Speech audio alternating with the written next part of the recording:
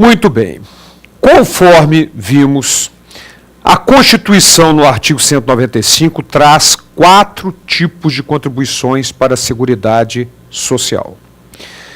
Cobrada da empresa ou entidade a ela equiparada, ou do empregador, sobre receita, faturamento, lucro, folha de salário.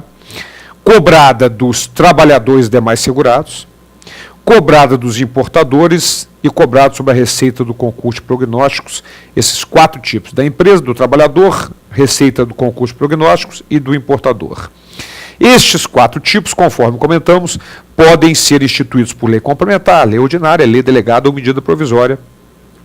Não há exigência nenhuma no sentido de determinada lei, podem ser instituídos respeitando normas gerais em lei complementar, conforme já sabemos. Mas há a possibilidade de criação de novas contribuições para a Seguridade Social, além dessas 4, já previstas na Constituição, cobradas das empresas, dos trabalhadores, sob o concurso de prognóstico e dos importadores. No entanto, o Constituinte faz exigências, para a criação destes novos tipos de contribuições para a Seguridade Social, além do já previsto nos 4 incisos do artigo 195. Estas exigências resultam da combinação de 2 artigos. Do artigo 195, parágrafo 4, que vamos olhar agora, e do 154, inciso 1º da Constituição, que vamos também conhecê-lo agora. Vamos lá. Contribuições sociais residuais, chamadas residuais. 195, parágrafo 4º. A lei poderá instituir outras fontes destinadas a garantir a manutenção ou expansão da Seguridade Social, obedecido o disposto no artigo 154, inciso 1º da Constituição. E o artigo 154, inciso 1º da Constituição, está aí para vocês. Ele determina que, na verdade, o artigo 154, inciso 1º, trata da instituição de novos impostos, além dos que já existem. Mas o critério terá que ser o mesmo, ou seja, lei complementar, terão que ser não cumulativos e não poderão ter faturador ou base de cálculo próprios dos impostos já discriminados na Constituição. No entanto, esta é uma regra para a instituição de novos impostos. Ora, qual o problema que se apresenta agora? Vamos lá. 2 regras sem nenhum problema. Mediante lei complementar, que já é uma diferença fundamental. As 4 contribuições já citadas no artigo 195, cobradas das empresas, dos trabalhadores, sobre a receita do concurso de prognóstico dos importadores, pode ser lei complementar, lei ordinária, lei delegada ou medida provisória. Mas novas contribuições, além das 4, mediante lei complementar. E terão que ser não cumulativas. Nós já vamos mostrar um esqueminha mostrando a não cumulatividade, mas guardem por enquanto que terão que ser não cumulativas. O grande problema é o seguinte: o artigo 154, inciso 1º, determina que, na criação de novos impostos, que é o que se refere ao artigo 154, inciso 1º, estes novos impostos terão que ter faturador ou base de cálculo dos impostos já existentes. Aí ficava uma dificuldade de interpretação. Será que, fazendo uma analogia com as 2 situações, será que as novas contribuições teriam que ter faturador ou base de cálculo das contribuições já existentes? Ou será que nós temos que aplicar literalmente o artigo 154, inciso 1º, e nessa hipótese, as novas contribuições não poderiam ter faturador ou base de cálculo dos impostos já existentes? Então, na verdade, já houve uma solução para esse problema. Vamos conhecê-la? Vamos lá.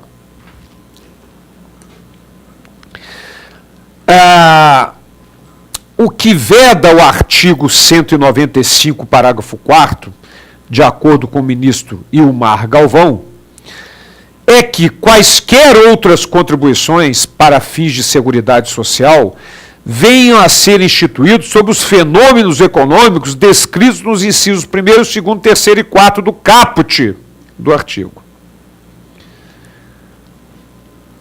Ora, o que é que significa isso, minha gente?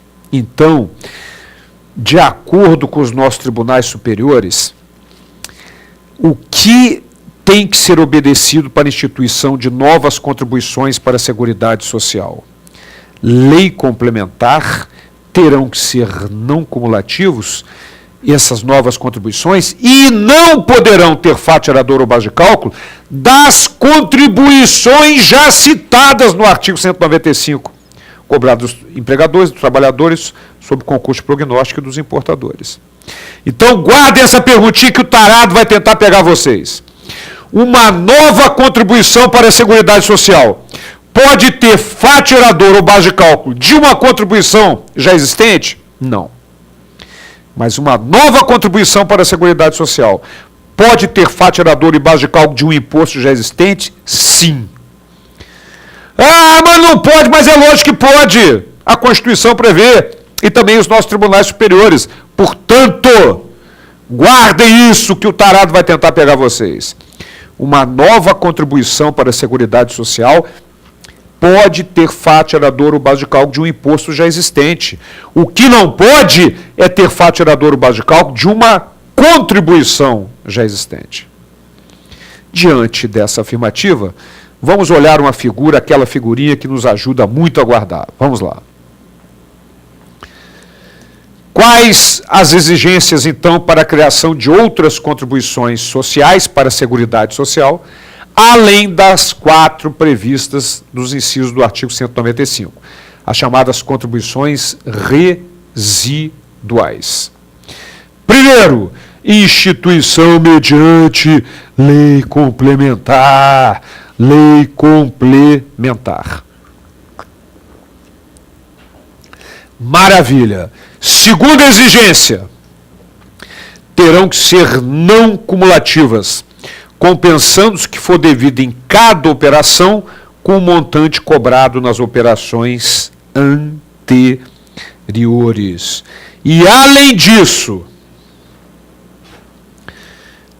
não poderão ter mesma base de cálculo e fato gerador das contribuições sociais já citadas nos incisos do artigo 195 da Constituição Federal. Então, estas são as 3 exigências para a instituição de novas contribuições, além das 4 já previstas na Constituição Federal. Aquelas lá previstas podem ser instituídas por lei complementar, lei ordinária, lei delegada ou medida provisória, mas estas somente mediante lei complementar. Ora, minha gente, então guardem isso, vou insistir. Ah, Borba, não aguento mais você falar isso, mas vai ouvir mais uma vez.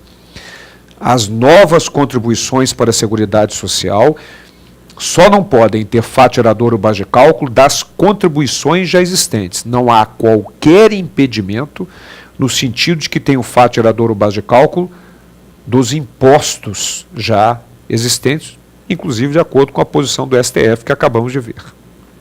Muito bem. Mas nós estamos também comentando o fato de que elas terão que ser não cumulativas. O que é isso? O que é a não cumulatividade? Vamos dar um exemplo de um imposto tipicamente não cumulativo, que a Constituição Federal exige, assim como exige para as novas contribuições a serem criadas, que venham a ser não cumulativas também. Vamos conhecer no caso do ICMS, que é uma situação atual de imposto não cumulativo. Vamos lá. Imaginem uma operação de circulação de mercadoria, o industrial vendendo para um atacadista, que vende para o mercado, que vende para o Borbinha lá, os seus produtos. E vamos imaginar que o ICMS seja de 10%. A indústria vendeu por 1.000, o atacadista faz uma venda por 1.300 e o mercado vende por 1.700 para o consumidor. Ora, se o ICMS é de 10%, a indústria vai recolher 10% sobre 1.000, 100. O atacadista teria que recolher Na verdade, 10% sobre 1.300, 130. Mas ele pode abater o que foi pago na etapa anterior, R$100, portanto ele vai recolher 30. A nota fiscal do industrial, ao entrar no estabelecimento do atacadista, gera um crédito de R$100 que será abatido do débito de 130 da saída do produto e ele vai recolher 30. O mercado, da mesma forma, a nota fiscal que vai com destaque de 130 do atacadista para o mercado gera um crédito de ICMS de 130 para o mercado, que vai ser abatido do débito de 170, 10% sobre 1.700 que ele está vendendo, e, portanto, ele vai recolher 40. Na verdade, a não cumulatividade é também chamada princípio do valor agregado, ou teoria do valor agregado. Se você observar a figura, você vai ver que cada contribuinte só paga sobre o valor que ele adicionou para vender. Lógico, sobre o valor que ele adicionou para vender. Então, por exemplo, a indústria, o atacadista adicionou R$300 ao preço que a indústria vendeu para ele, portanto, 10% de R$300, 30. O mercado adicionou R$400 ao preço de 1.300, porque está vendendo por 1.700, então 10% de 400, 40. Por isso, a não cumulatividade, na verdade, é conhecida como princípio ou teoria do valor adicionado ou do valor agregado, na medida em que cada contribuinte só paga efetivamente sobre o valor que ele adicionou, agregou para vender. Ora, minha gente, assim terão que ser as novas contribuições para a Seguridade Social, além daquelas já previstas nos 4 incisos do artigo 195 da Constituição. Lei complementar, não cumulativas, e terão que ter fato gerador ou base de cálculo diferentes das contribuições já previstas na Constituição. Certo? Um cuidado, só para que você possa fazer o contraponto. O contrário da não cumulatividade é chamada incidência em cascata. Então, incidência em cascata é quando um contribuinte não pode abater o valor pago na etapa anterior daquele mesmo imposto. Seria como se o industrial pagasse sobre 1.000, o atacadista sobre 1.300, o varejista sobre 1.700, sem poder abater o que foi pago na etapa anterior. Isso chama-se incidência em cascata. Portanto, é o contrário da não cumulatividade. É importante você lembrar desse detalhe, porque muitas vezes o examinador pode colocar de forma diferenciada na prova. Ao invés de dizer que as novas contribuições terão que ser não cumulativas, ele vai dizer que é proibida a incidência em cascata, o que significa rigorosamente a mesma coisa. Certo? Então, são as novas contribuições para a Seguridade Social, além daquelas já previstas. Aquelas já previstas, volto a insistir, podem ser instituídas por lei complementar, lei ordinária, lei delegada ou medida provisória sem qualquer problema. Muito bem, mas o artigo 195 traz outros parágrafos muito importantes. Vamos conhecer todos eles, são importantíssimos dentro do sistema tributário nacional, porque se referem às contribuições para a Seguridade Social. Vamos para o parágrafo 1º do artigo 195 da Constituição. Vamos lá. As receitas dos estados, do DF e dos municípios destinados à Seguridade Social constarão dos respectivos orçamentos. Dos respectivos orçamentos, não integrando o orçamento da União. Ora, o que é que significa isso? A lei orçamentária anual, dentro da LOA, Lei Orçamentária Anual, nós temos o orçamento de investimento, orçamento da Seguridade Social, inclusive. E cada ente da federação que compõe a República Federativa do Brasil, União, Estados, Distrito Federal e municípios, tem aprovados anualmente a Lei Orçamentária Anual, dentro da qual existe o orçamento da Seguridade Social individual para cada ente da federação. A União tem os seus, estados, cada um tem o seu, Distrito Federal e os municípios, cada um tem o seu orçamento para a Seguridade Social totalmente individualizado, não tendo absolutamente nada a ver com as contribuições com o orçamento da União. Mas existem mais detalhes ainda, muitos detalhes, sobre as contribuições para a Seguridade Social, que vamos conhecê-los no próximo encontro. Até lá!